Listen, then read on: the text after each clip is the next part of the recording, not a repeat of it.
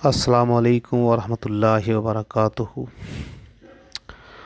नाज़रीन और सामीन, मेरा नाम प्रोफेसर हकीम व होम्योपैथिक डॉक्टर रियाज़ुद्दीन है। मैं अल्टरनेटिव मेडिसिन्स में डील करता हूँ। पिछले 30 साल से मैं इसी फील्ड में काम कर रहा हूँ। अल्टरनेटिव मेडिसिन्स का मतलब ये होता है कि अदर देन एलोपैथिक, यानी एलोपैथिक सेट के जो भी तरीका इलाज है हम उसके अंदर काम करते हैं। तो इस टाइम जो मुरवजा 4 तरीका इलाज हैं, आकुपंचर, हुजामा, तिब्ब यूनानी और होम्योपैथिक, हम उसके अंदर काम करते हैं। अब पिछले कुछ अरसे से हमारे साथियों पर सबसे बड़ा एतराज़ ये आ रहा था कि जी जो जदीद रिसर्च है उनके साथ ये नाबलद हैं। तो हमने उसके अंदर काम करना शुरू किया। अब हमने देखा कि सबसे ज़्यादा जो कमज़ोरी हमारे साथियों में वो पैथोलॉजी के हिसाब हवाले से। पैथोलॉजी माहियतुल अमराज़, यानी कि अमराज़ की असल में नौइयत होती क्या है या अमराज़ की हम तशख़ीस कैसे करें, इसके ऊपर डील कर रहा था। उसके लिए हमने मुख्तलिफ़ सीरीज़ बनाई और ये सब जो लेक्चर्स हमने लिस्ट में डालने शुरू किया। तो लिस्टों के एतबार से हमने दिल, दिमाग, जिगर, मैदा और आंतों के अमराज़ को डील किया। अब जो हमारा टॉपिक चल रहा है वो दिमागी और असाबी अमराज़ हैं। तो आज का जो लेक्चर है वो सनस्ट्रोक के मुतालिक है। सनस्ट्रोक को वैसे तो दिमागी मर्ज़ नहीं समझा जाता, लेकिन सनस्ट्रोक में क्योंकि जिस्म में डिहाइड्रेशन हो जाती है और सबसे ज़्यादा इम्पैक्ट दिमाग पर पड़ता है, इसलिए हम इसको न्यूरोलॉजिकल डिसऑर्डर्स में ही लेकर आएंगे, लेकिन ये एक्यूट होगा ज़ाहिर है। तो इस मर्ज़ में शिद्दत हरारत की वजह से खून में जोश आ जाता है, जिससे दिमाग और रीढ़ की हड्डी के सतून को, यानी रीढ़ की हड्डी का सतून का मतलब होता है वर्टिब्रल कॉलम, उसको नुकसान पहुंचता है। गशी यानी कि सिनकोपी तारी हो जाती है। अब ये होता क्यों है? जब गर्मी बहुत ज़्यादा हो, शिद्दत से हो, बहुत तेज़ धूप हो, उसके अंदर काम करना पड़े तो डिहाइड्रेशन शुरू होती है। डिहाइड्रेशन कैसे होती है? सांस के ज़रिए, पसीने के ज़रिए, यानी स्वेटिंग के ज़रिए। जब पानी की कमी होनी शुरू हो जाती है तो पानी अपने साथ साथ सॉल्ट्स को भी बहाना शुरू कर देता है। इसके अलावा अगर हम गर्मियों में स्याह रंग का कपड़ा पहने तो वो बहुत ज़्यादा गर्मी एब्जॉर्ब करता है, जिसकी वजह से हमें स्वेटिंग ज़्यादा होती है। बहुत लंबा रेल का सफ़र हो, रेल के सफ़र से डिस्कम्फर्ट होता है, पानी की कमी पैदा हो जाती है, पानी पीते भी कम हैं इस डर से कि यूरिनेशन ज़्यादा होगी, हमें ज़्यादा आना जाना पड़ेगा, पानी कम पीते हैं।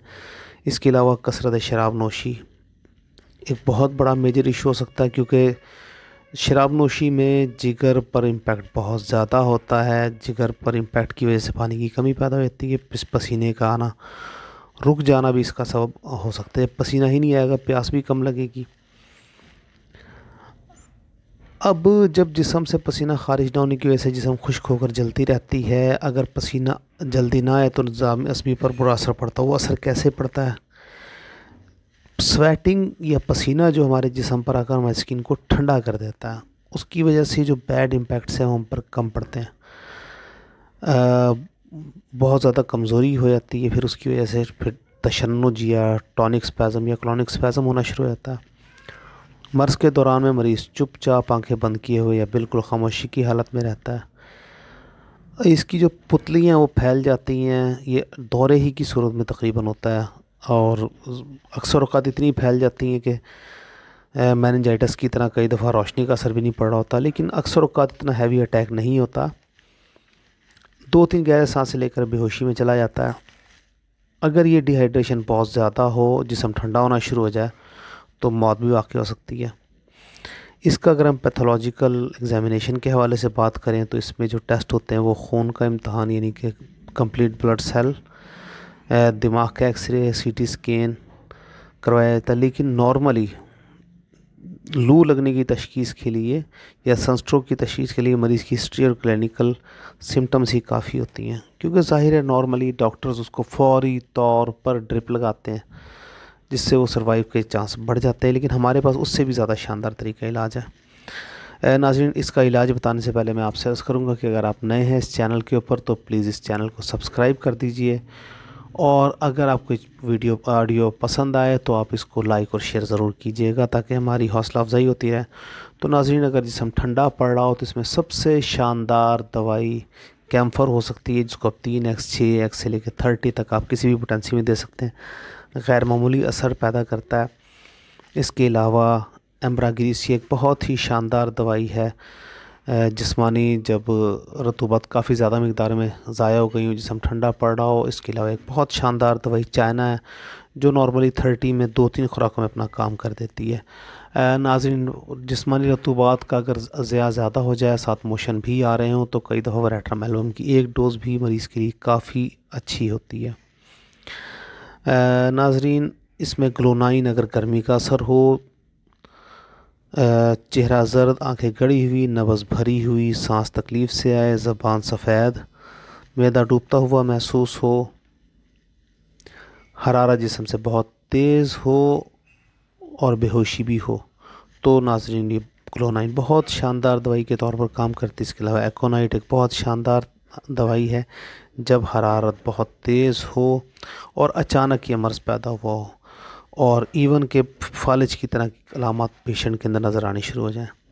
अच्छा, बेलाडोना में सर्द में दर्द बहुत शदीद होगा, चेहरा खुश्क और सुर्ख होगा, जिस्म गर्म होगा, पैर ठंडे होंगे, गनूदगी और बेहोशी, कानों और सीने में खिंचावट बहुत ही ज़्यादा होगी।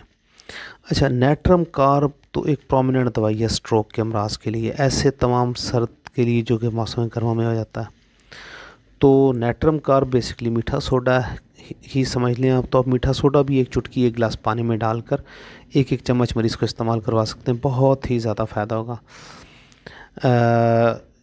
इसके अलावा ये जो नेट्रम कार्ब है, ये जो इसके पुराने असरात होते हैं, बुरे असरात, अगर इसको पोटेंटाइज में बड़ी पोटेंसी में 200 में इसको दिया जाए, तो जो पुराने स्टॉक होते हैं, मसलन एक आदमी उसे स्ट्रोक हुआ, वो लगातार है ही गर्मी में काम करने का आदी, हीट स्ट्रोक का शिकार हो गया, तो बड़ी पोटेंसी में नेट्रम कार्ब देने से उसकी अलामत में काफ़ी ज़्यादा कमी होती है।